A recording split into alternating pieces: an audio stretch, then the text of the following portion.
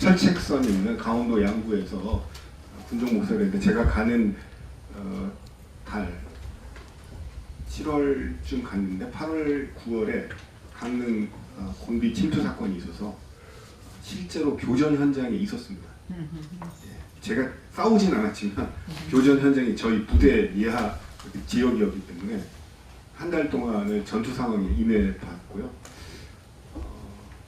그러면서 이제 피상적으로 알던 남북 갈등, 또 이 군사적 긴장 관계가 무엇인지를 정말 24시간 체제로 한 달간 맛보았고 그 이후에도 뭐 계속 있었고요.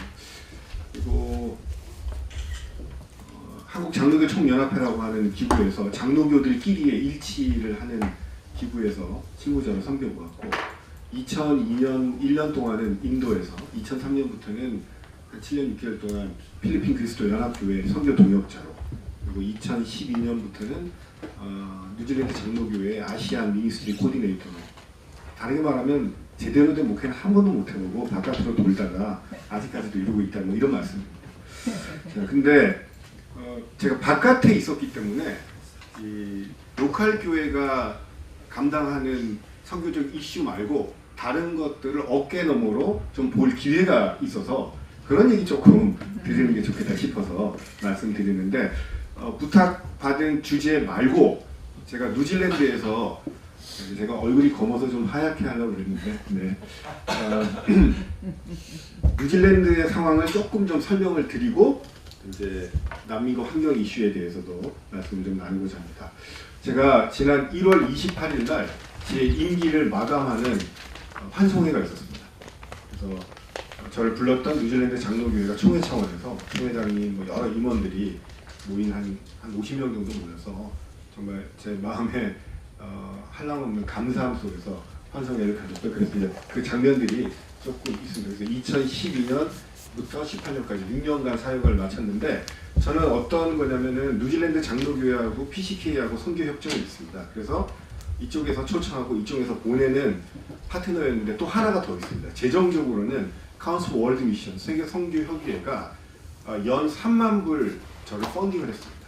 그리고 나머지는 PCK가 펀딩을 해서 또 제 활동비는 뉴질랜드 장로교회. 그래서 제가 총 예산이 제 사례비가 아니라 제 유니트 예산이 9만 불이었는데 3만 불, 3만 불, 3만 불을 서로 간에 나눠가지고 제 사역을 돕는 일을 6년 동안 했습니다. 이제 뉴질랜드 선교 상황에 대해서 조금 말씀드리겠습니다.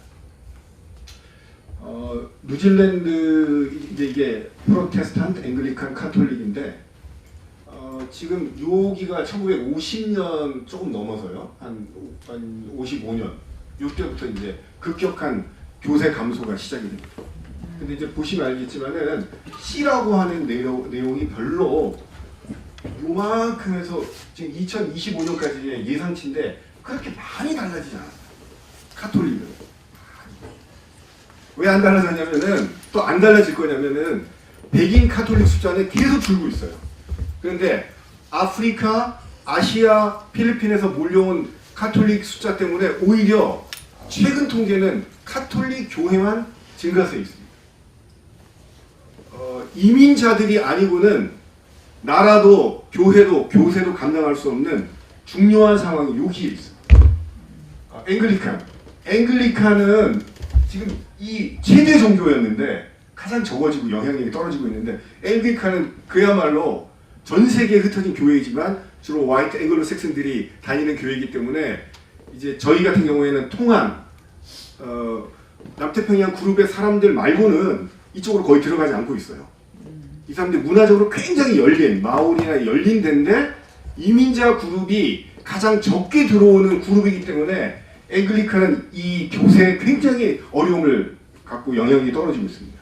자 여기 개신교인데 개신교는 많이 떨어지고 있어요. 그런데 이거를 이런 정도 좀 받쳐주고 있어요. 속도가 이렇게 확 떨어지지 않는 거 뭐냐면 1987년부터 시작된 아시아 이민자 유입이 교세 감소의 수를 이렇게 떠받치고 있어요. 그러니까 이제 제가 작은 일을 했습니다. 아주 아시안 미니스트리 코디네이터라고 되게 작은 일을 했는데 제가 부족한 역으로 굉장히 큰 소리 치고 다녔어요. 왜요? 아시안들이 이민자로 유입해 오지 않으면 이 교회가 유지가 되겠는가? 그러니까 제가 큰 소리 좀 쳤어요. 그러면서 당신들이 몰려오는 아시아 사람들을 환대하고 교회 일원으로 받아들이려면 이거 다 바꿔야 된다. 인터컬처럴 한 거 립 서비스로 하고 신학교에서 해가지고는 택도 없다. 예. 그리고 이렇게 웰컴 한다고 하고 뭐죠? 파틀람으로 쫙 깔아놓고 자 잘 드세요. 그거는 쌍놈들이 하는 거지. 우리가 어떻게 게스트 호스트가 있는 에이시안 컬처에서 왔는데 그렇게 대충 뭐 이렇게 눈빛으로 훔치서 우리는 그렇게 안 한다. 우리는 호스트로서 문에 들어오기 전부터 다 명단 체크하고 표정 관리하고 그런다. 당신들이 이 인터컬처럴 미니스트리를 이해하려면 게스트가 돼봐야 된다. 게스트. 호스트의 입장에서 이민자들을 환대하고 이런 정도가 아니라 거꾸로 해봐라. 그래서 이민교회 우리 한인교회 말고도 여러 이민교회도 있는데 이민교회 분들 제가 호스트로 트레이닝 시키는 겁니다. 자 보세요. 기회가 왔어요. 백인들을 우리가 이게 섬길 수 있는 호스트가 되는 겁니다. 이 호스트가 돼가지고 우리의 신학 내용 다 보여주는 기회가 왔어요. 그러니까 이게 뭐 과민하게 하라는 게 아니라 진짜 마음으로 하는 거 보여주자는 거죠. 딱 와가지고 하니까 이분들이 나중에 밥 먹고 나서 좀 심각해졌어요. 아, 우리가 했던 환대 가지고 이게 안 되는 거였구나. 우리의 환대는 이 아시안 사람들이 형제장으로 받아들이고 음식을 나누고 교제하는 것에 절반도 안 되는 거구나. 그래서 이제 그런 자극 같은 것들을 주는 일들을 제가 많이 했고요. 그래서 아시안 교회들 많이 괴롭혔죠. 맨날 밥 사라고. 그러나 밥 내고 섬기지만 그것이 선교신학적 자극이 되도록 하는 일들을 좀 했었고요. 자, 다음 넘어갑니다. 그럼 구체적으로 통계치를 인용하자면은 뉴질랜드가 2013년, 이제 2006년 통계가 있고 2013년 통계가 있고 매년 6년마다 인구 센서스를 해 나가는데 지금 이제 아시는 대로 뉴질랜드에는 원주민인 마오리라고 하는 사람들이 있고요. 그 다음에 유로피안들이 있고 또 아시안들이 있고 퍼시피카가 있고 이 중동 남미에서 온 사람들은 요만큼 있어서 원래 잘 잡질 않아요. 4개 인종 그룹으로 잡는데 2013년 통계로 보면은 유로피안들이 전체 인구의 74%, 마오리 15%, 아시아 11.8%, 그리고 퍼시피카 7.4%인데 이게 지금 2026년 아까 통계에 보면 2025년으로 예상치를 잡아놨는데 유로피안들은 조금 늘어요. 그래서 47만 명 정도?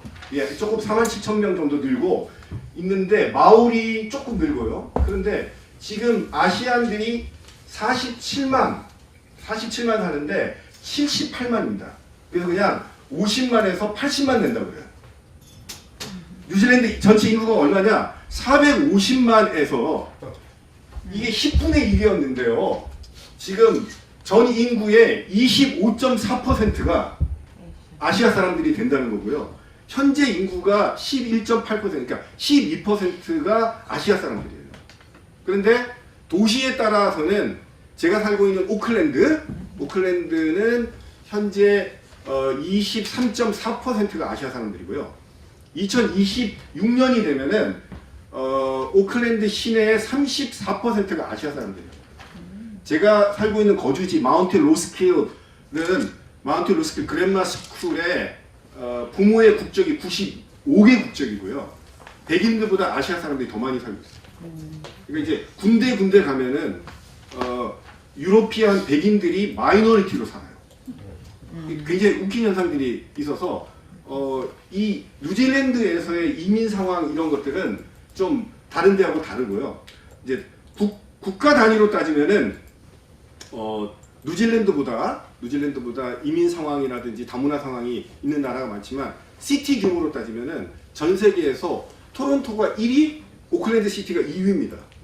다인종이 살아가는 멀티컬처럴 다이멘션으로 따지면 시티로는 오클랜드가 세계 2번째예요.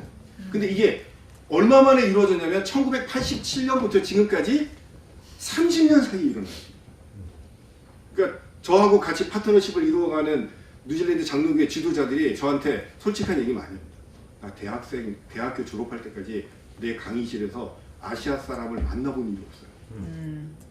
근데 지금 10년, 20년, 30년 만에 아시안 리더십들하고 같이 교제하지 않으면 뭐가 안 될 만큼 우리나라의 속도가 너무 빠른데 현기증이 납니다. 정말 도와주세요. 예. 우리가 같이 친구 맺고 싶은데 이렇게 막 물밀듯이 오는데 우리의 신학적, 마음적 준비는 너무 안 돼 있기 때문에 도와주세요. 이제 그런 얘기들 많이 했었습니다. 다음에. 근데 지금 아시안이라고 통틀어 가기에는 좀 어려운 얘기가 이 안에 있는데 2006년 센서스 통계로 따지면은 중국, 인디안, 그 다음에 코리안, 필리피노, 그 다음에 동남아시아, 일본 이렇게 되어 있는데 2013년 통계, 7년 뒤의 통계는 중국, 인디안, 필리피노, 코리안입니다. 지금 필리핀 사람들이 역전을 했어요. 그 필리핀 사람들이 대부분은 카톨릭 신자들이고 그 뉴질랜드 카톨릭 교회의 그 위기를 많이 도와주고 있는 리더십들이 오히려 필리핀 쪽에서 나오고 있는데요. 또 우리 오늘 일본 땅에서 이런 협의를 갖고 있는데 이 재패니스 통계에 대해서는 제가 중요한 말씀을 좀 드리고 싶은 게 뭐냐면 전 세계에 일본인 디아스포라, 일본인 사람들이 살고 있는 나라가 많지 않습니까? 그런데 예를 들면 1000명이다, 10,000명이다 이렇게 얘기할 때 뉴질랜드에 살고 있는 일본 사람 10%가 교회 다닙니다. 예, 이거 지금 5 하시는 정도로 더 해야 돼요. 예, 더 해야 돼요. 예, 1%가 아니고요, 10%. 예, 지금 한 10,000명 잡는데 일본인 교회는 그렇게 크지는 않지만 일본인 사람들이 와가지고 신학교에서 조교를 하는 사람도 있고 TH 마친 사람도 있고 목회자 되는 사람도 있고 그래서 일본 사람들이 와가지고 뉴질랜드에서 복음을 향해서 문을 10% 열었어요. 굉장히 중요한 숫자라고 생각하고 이런 사람들을 제가 만나서 그분들의 얘기를 듣고 또 그분들의 필요한 것들을 좀 도와드리고 그런 게 이제 저의 사역이었습니다. 뉴질랜드 교회에 있어서 중요한 분인데요. 저 이제 PCK하고 뉴질랜드 장로교회하고 1982년 거기는 PROK도 마찬가지입니다. 같은 해에 다 MOU를 했는데 그 MOU에 의해서 첫 번째 도착한 한국인 목사 선교사가 김용환 목사님이라고 합니다. 이분이 1985년에 선원 선교와 웰링턴 한인교회를 위해서 처음으로 초청 비자에 의해서 온 목회자인데 한국 목사가 1985년에 처음 도착했어요. 예. 그런데 가정교회까지 포함해서 한인교회들 숫자는 100개예요, 100개. 이 30년 만에 일어난 어마어마한 변화. 지금도 아주 아름다운 모습으로 사시고 또 후배들한테 많은 멘토링을 하고 계십니다. 자, 이 오클랜드 한인교회라는 교회는 오클랜드, 웰링턴 한인교회는 김용환 목사님이 1985년이고 이 오클랜드 한인교회는 1989년에 오클랜드에서 채워진 최초의 한인교회입니다. 올해 4월 첫 주에 이 교회 30주년 행사합니다. 그러니까 지금 그 이민 역사로 따지면 그냥 햇병아리 수준이에요. 햇병아리 수준인데 지금 그런 변화들이 있어놨고 지금 현재 다니고 있는 오클랜드 한인교회 조충만 목사이고요. 자, 넘어가겠습니다. 제가 그 안에서 했던 여러 가지 일들 중에 현재까지 가장 보람되게 생각하는 게 뭐냐면은 장로회 신학대학교 안에 글로컬 현장 미니스트리라 글로컬 현장 교육원, 예, 글로컬 미니스트리 센터라고 하는 데가 있는데 거기에서 전 세계 8군데 나라에 2주에서 3주씩 학생들 보내는데 그냥 학생들 보내는 게 아니고요. 상당히 글로벌 미니스트리에 준비된 뭐 이제 영어면 영어, 현지어면 현지어, 의욕이면 의욕 그런 친구들이 있어요. 제가 지난 5년 동안 15명의 학생들을 받았습니다. 2주씩. 그래서 한인교회 근처에 데리고 가면서 하는 게 아니라 신학교 수업하는 현장부터 시작해갖고 현장까지 2주 동안 확 돌렸는데 이번 2월 달에 왔던 친구들입니다. 여기하고 여기는 영어 구사에 전혀 문제가 없는 친구들이고요. 당장 목회를 해도 될 만큼. 여기는 신학을 전공한 친구인데 청소년 목회를 스포츠로 해야 되겠다 해가지고 대한축구협회에서 하는 고급 축구 지도자 자격증을 계속 받아갖고 올려서 신학과 축구 코칭 그 정식 자격증과 미니스트리를 같이 해보려고 하는데 축구에서 럭비로 바꾸면 바로 뉴질랜드에서 써먹을 수 있을 만큼 잘 돼 있는 친구고 이 친구는 여권을 버리려고 그래서 제가 말렸습니다. 한국 안 돌아가겠다고 뉴질랜드에서 바로 복귀하겠다고 그래서 좋은데 갔다가 다시 왔나요. 제가 했던 또 하나의 그 의미 있는 일들 중에는 뉴질랜드에 있는 신학자를 한국에 있는 신학자들이 전혀 모릅니다. 미국, 독일, 영국 다 아는데 몰라요. 근데 뉴질랜드는 나라가 작아도 장점이 뭐냐면은 영어권에서 나오는 모든 책을 읽고 쓰기 때문에 어떤 신학교와 학파에 쏠리지 않습니다. 전 세계 책 다 보고 쓰기 때문에 사람들이 조금 창의적인데 그 사람들이 장신대와 교류할 수 있도록 했고요. 고맙습니다. 자, 이제 그러면 제 본론적인 얘기를 하려고 하는데 난민과 환경의 이슈를 통틀는 중요한 키워드가 있습니다. 이건 유언에서 썼던 말인데 2015년까지 지금 2018년인데 2015년까지 유엔에서 세계를 개발시키는 그 말 가운데 밀레니엄 디벨롭먼트 골스 새천년 개발 계획이라고 하는 그런 계획이 있었어요. 그래서 여러 가지 있는데 그게 어느 정도 성취된 다음에 바꿔서 Sustainable Development Goals라고 하는 17개의 과제들을 만들었어요.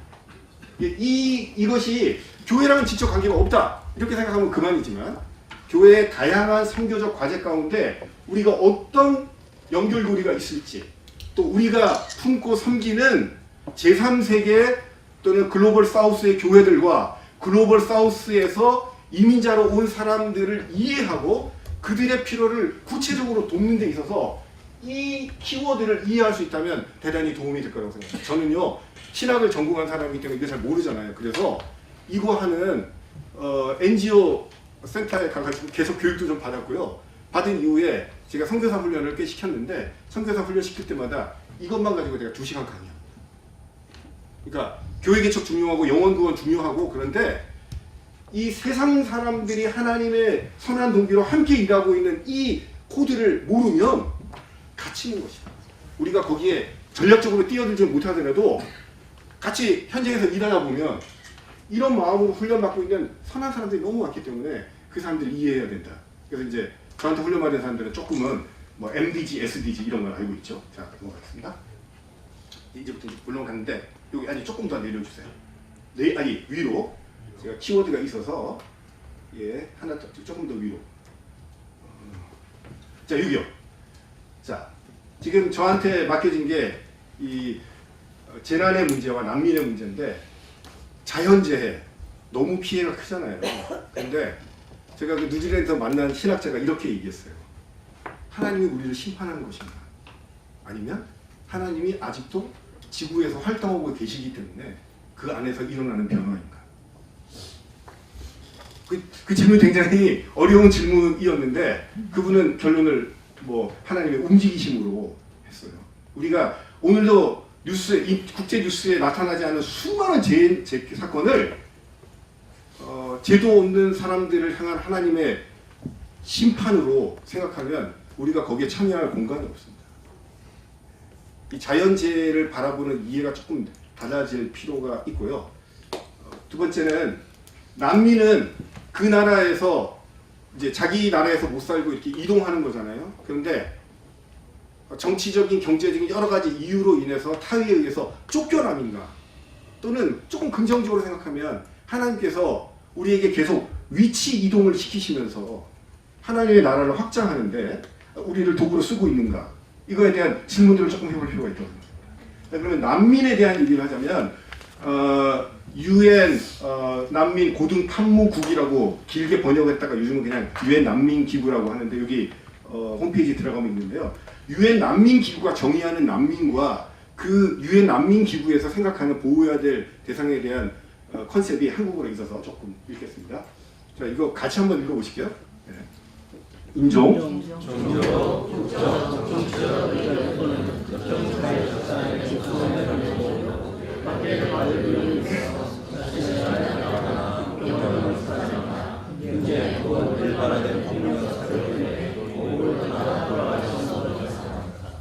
자, 우리가 다 여기 많이 해당되죠? 예, 우리가 많이 해당됩니다. 예. 다음에 조금 넘어가겠습니다. 그런데 저거는 난민인데 난민이라고 하는 거는 법적 지위를 얻어서 내가 레퓨지가 되어야 돼요. 근데 그러기 위해서 그 나라 국가에다가 법무부 예를 들면 다 신청을 하는데 난민 지위 신청자가 있어요. 네? 이거는 이제 그 사람들이 보통 유엔 기구에다가 신청을 하면 유엔 기구가 자기가 가려고 하는 나라 법무부에다가 얘기를 하면 거기서 심사해 가지고 가는 거고요. 또 각 나라 자기 나라 안에서도 시장민들이 있고 이런데 전 세계에서 그 난민 지위 신청 숫자에 비해서 승인율이 제일 떨어지는 나라 중에 하나가 한국입니다. 재작년에 750명 신청했는데 2명 됐어요. 2명. 한국에서 하는 다문화, 난민 이거는 완전 립서비스예요. 왜 우리가 이런 사람들을 잘 보호하지 못하느냐? 우리가 한국에서 살았을 때 못 해봤고 지금도 한국 정부가 못하는 거예요. 그러니까 이 잘하는 사례들이 계속 우리한테 들려오면 우리가 그걸 사례로 삼고 마음도 열고 할 수 있는데 한국 정부가 아직도 그러니까 한국으로 와갖고 뭘 해보려고 하는 많은 사람들의 숫자가 세도하고 있고 유엔에서 계속 토스를 하는데 실제 법무부는 지난 10년 동안에 100명도 안 했습니다. 지난 10년 동안. 자, 넘어가겠습니다. 자, 그럼 뉴질랜드의 정부의 입장은 뭐냐? 뉴질랜드는 그 1951년이 지나서 이 난민 문제를 전 세계 난민 문제를 뉴질랜드 정부가 참여하고 동참해야겠다고 그런 이상한 결정을 하게 됩니다.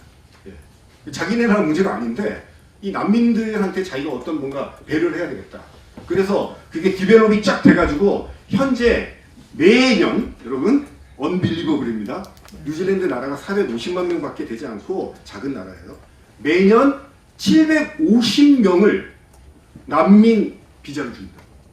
그러면 제가 사는 동네에서 한 10분쯤 떨어진 동네에 레퓨지 센터가 아닙니다. 우리로 말하면 난민 정착 지원 센터입니다. 6주간 프로그램 하는데요. 난민으로 들어오면은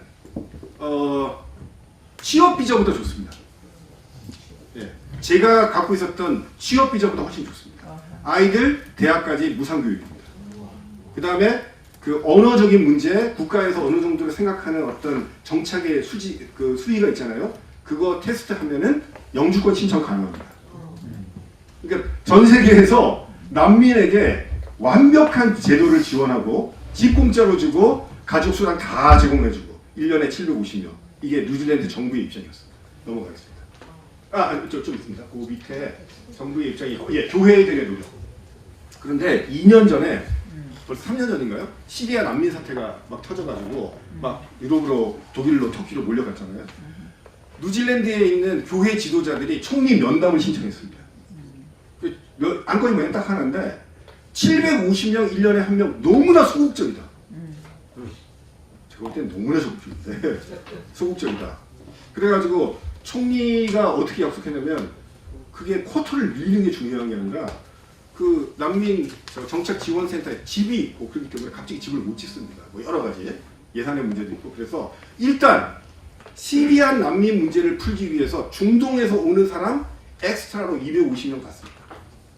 예, 그리고 현재 노동당 정권으로 바뀌었는데 노동당 정권에서는 750명 쿼터를 1000쿼터로 만들고 할 수 있으면 1200명까지 우리가 1년에 난민 받겠습니다.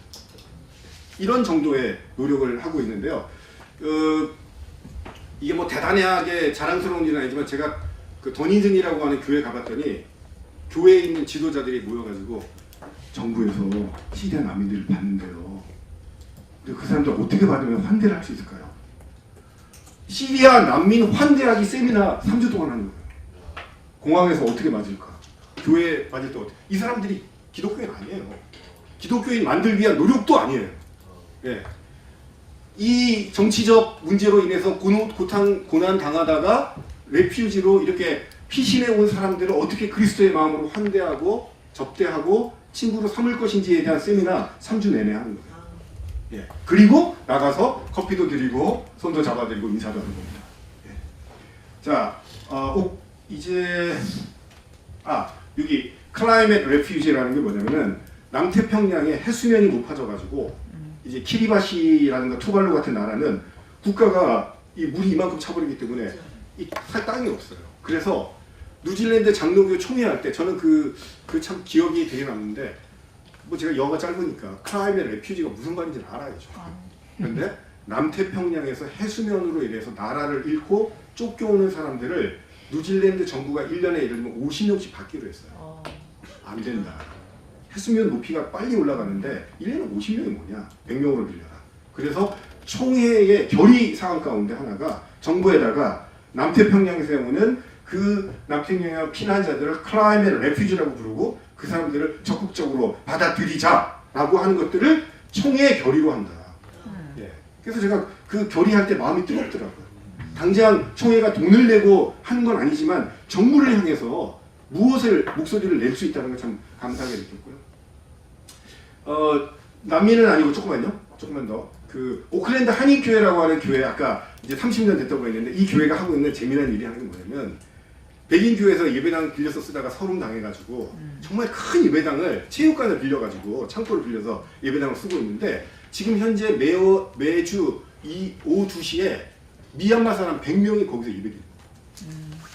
교인들 대부분은 미얀마 사람들 왜 우리 이 근사한 예배당에 와서 예배드리게 하는지 컴플레인하는 사람이 있어요. 근데 지도자들은 아직 생각 안 했어요.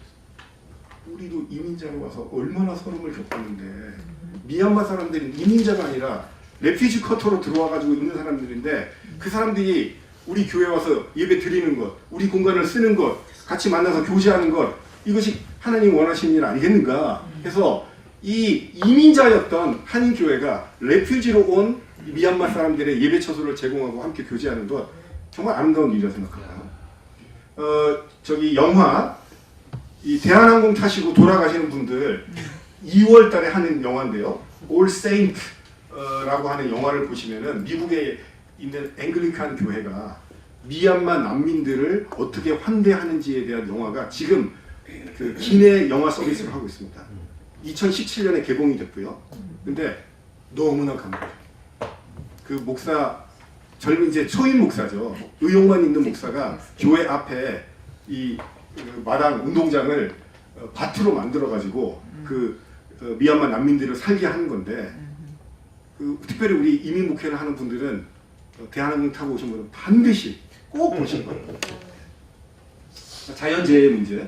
자연재해 문제는 제가 필리핀에 있으면서 몸으로 경험한 건데 그 필리핀이요 최소한 태풍이 1년에 20개 뜹니다. 20개.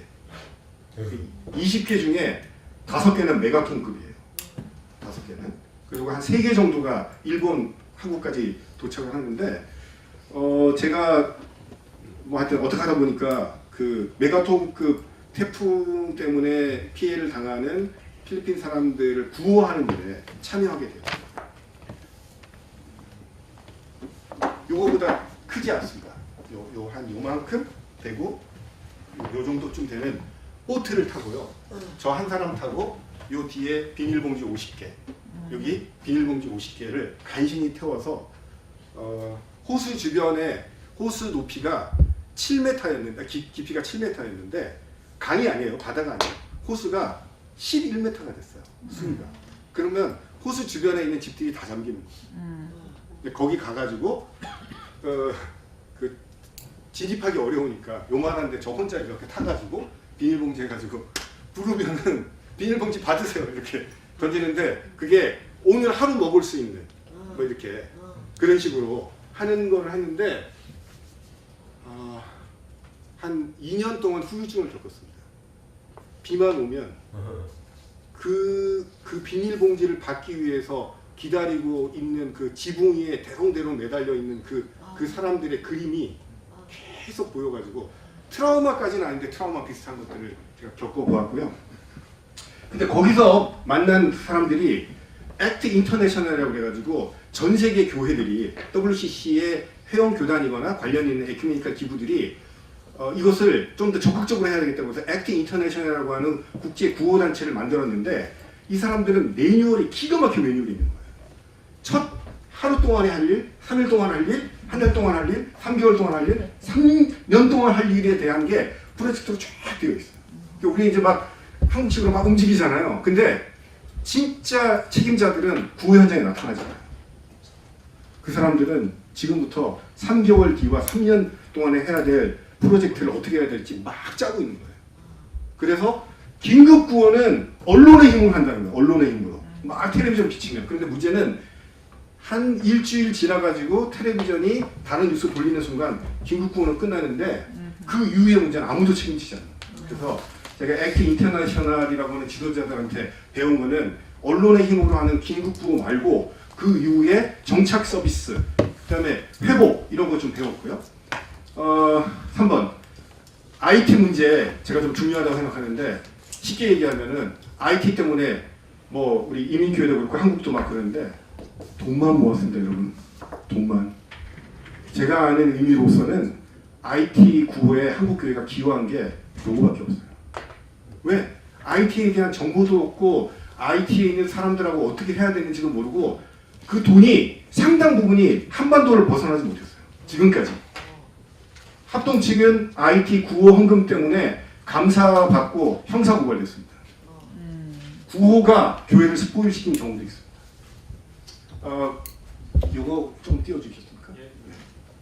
이 구호든지 환경이든지에 대해서 원래 이거는 영국 교회, 영국 선교 처치 오브 잉글랜드가 한 것이고 이후에 많은 교회들이 했지만 Five Dimension 또는 Five Faces of Mission 교회의 선교적 과제 5가지를 하는데 첫 번째 복음을 선포하고 또 가르치고 또 사람들을 돌보고 또 사회를 변혁시키는 게 있는데 5번째 이 자연 보호, 자연 창조주 하나님이 만드신 창조 세계를 보호하는 것도 교회의 5대 선교 지표로 딱 잡아놨기 때문에 이 많은 서구 교회들이 이 자연 재해나 구호의 문제에 있어서 교회가 할 수도 있고 안 할 수도 하는 선택적인 문제가 아니라 이 문제에 대해서 신지한 고민과 대응을 하고 있는 것입니다.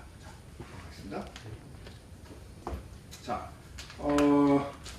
크라이처치 잠깐 한 줄만 하면 크라이처치 지진으로 해서 많은 고통을 겪었는데요.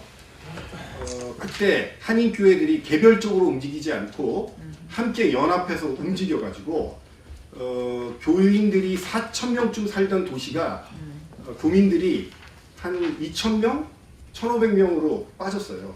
그런데 그 트라우마로 인해서 마지막까지 가는 것에 있어서 정말 한인교회들이 많은 노력을 했는데 그 노력에 뭐 한국교회도 동참을 해주고 이랬는데 그때 제일 아름다운 것은 구호나 이런 것들은 연합으로 할 때 아름답다.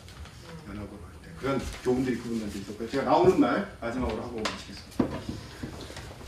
해외 한인 교회들이 난민과 환경 이슈에 대응하고 참여하기 위해서는 우리가 그리스도인 또 주님의 은혜를 입은 사람들 이런 차원을 조금 넘어서서 세계 시민 의식과 세계의 시민으로서 오늘 세계가 어떤 변화와 또 변동 속에서 갈등 속에서 살아가는지에 대한 세계 시민으로서의 정체와 세계 이해 교육이 선교육 차원에서 필요합니다. 두 번째로 난민의 문제는 정치적이고 법적인 문제입니다. 그렇죠?